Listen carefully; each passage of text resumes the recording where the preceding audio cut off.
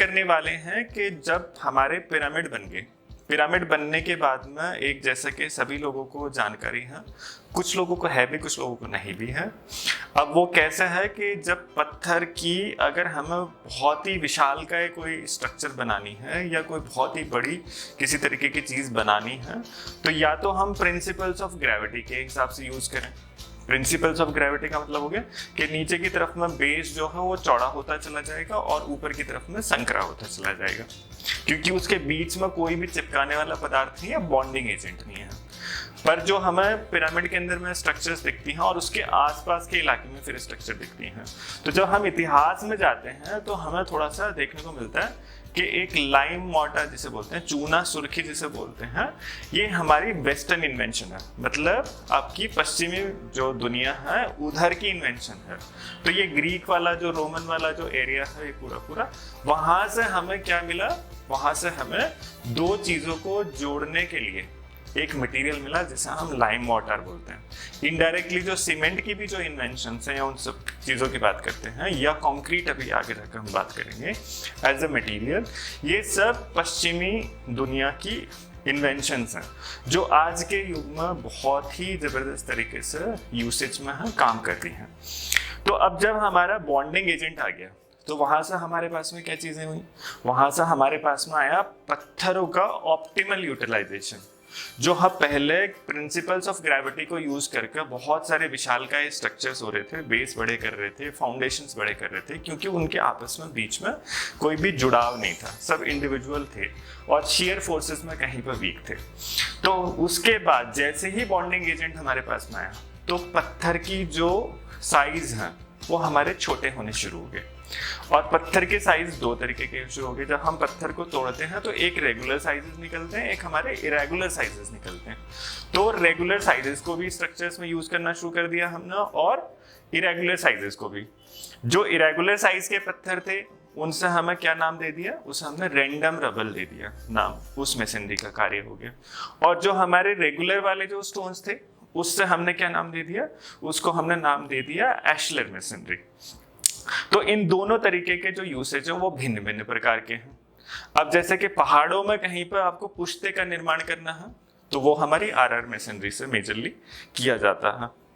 फिर उसके बाद में कहीं अर्बन डिजाइन का कोई काम करना है, किसी पार्क की छोटी सी दीवार करनी है, तो वहां पर दोनों तरीके के डेकोरेटिव पत्थर यूज हो जाते हैं। वहां पर आपके रेगुलर आयताकार जो पत्थर होते हैं वो भी यूज होते हैं और जो आपके इरेगुलर स्टोन्स होते हैं उनका भी यूसेज करके किया जाता है। फिर कुछ किसी तरीके के डेकोरेटिव वॉल करनी है, वहां पर भी ये यूसेज होती है। फिर और थोड़ा सा वॉल के अलावा जो यूसेज आती है हमारी, वो क्या आती थी, जैसे पत्थर भरपूर मात्रा में अवेलेबल था तब तक ब्रिक्स की कोई इन्वेंशन नहीं थी, ब्रिक्स के तरीके से चीजें नहीं आती थी, तो लोग पत्थर को अपने फर्श में भी यूज करते थे, नीचे चबूतरे के ऊपर में भी यूज करते थे। चबूतरे के चारों तरफ की जो बाउंड्री वॉल्स होती हैं उसमें भी पत्थर का भरपूर यूसेज होता था। इवन जो लकड़ी होती थी, लकड़ी और स्टोन, तो लकड़ी और स्टोन के कॉम्बिनेशन से, जैसे पुराने गांव देहात में आप चले जाएंगे तो वहां पर आपको कड़ियां मिलेंगी, जो लॉग्स होते हैं एक छत के अंदर में लगे हुए, जिनके बहुत पास पास दूरी रखी जाती है और वो जो लकड़ी के लॉग्स हैं वो बीम का काम करते हैं और उनके ऊपर कवर करने के लिए फिर स्टोन के स्लैब्स यूज किए। तो आप राजस्थान की तरफ में पुराने स्ट्रक्चर्स में जाएंगे, महलों में जाएंगे, वहां पर आपको ये बहुत फ्रीक्वेंट यूसेज में मिलेगा आपको। और फिर उसी तरीके से अगर आप उधर की तरफ में चले जाते हैं, वेस्टर्न जो यूरोप वाला रीजन है या आपका उधर वाला रीजन है, वहां पर भी आपको इस तरीके के स्ट्रक्चर मिलनी शुरू होंगी। तो प्राइमरीली जो क्या था कि स्ट्रक्चरल एलिमेंट की तरीके से हमारा स्टोन के यूसेजेस थे, यानी कि फाउंडेशन में भी हम यूज करते थे, वॉल्स में भी हम यूज करते थे और छत के अंदर में भी हम जो स्टोन का भरपूर यूसेज करते थे।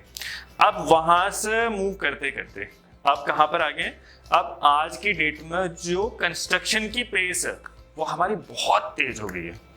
तो जो हम अगर स्टोन का यूज करके किसी भी चीज को बनाना चाहेंगे तो उसमें हमारा थोड़ा सा टाइम लैप्स ज्यादा हो जाता है, उसको टाइम टेकिंग जॉब है। या फॉर दैट मैटर ब्रिक्स अगर आपकी यूसेज की बात करते हैं तो उसमें भी हमारा समय ज्यादा है। और जिस हिसाब से और जिस तेजी से कंस्ट्रक्शन हो रही है वो आजकल ये लोग सोचना शुरू हो गए कि क्या 24 घंटे में भी हम लिंटर डाल सकते हैं या 24 घंटे में भी कॉलम खोल के खड़ा कर सकते हैं। तो उस तरीके के थॉट्स और उस तरीके की चीज़ों में हमारी हाई परफॉर्मेंस कंक्रीट और इस तरीके की जो हायर ग्रेड्स ऑफ कंक्रीट हैं या स्लिप फॉर्म टेक्नोलॉजीज वगैरह हैं वो आ गए हैं। तो अल्टीमेटली क्या हुआ कि जो बहुत सारा समय था, बहुत सारे मटेरियल थे, उस अब जो डेवलपमेंट हुई है हमारे पास बहुत थोड़ा सा समय है और बहुत डिफरेंट टाइप के मटेरियल आ गए और सब स्पीड डिटर्मिनिस्टिक फैक्टर हो गया एक कि कितनी तेजी से हमारी कंस्ट्रक्शन हो सकती है। तो इसलिए स्टोन का यूसेज वहां पर काफी कम हो गया। अब अगर मैं बात करूं तो स्टोन जहां पर भी यूज हो रहा है वो एक तरीके की लग्जरी है।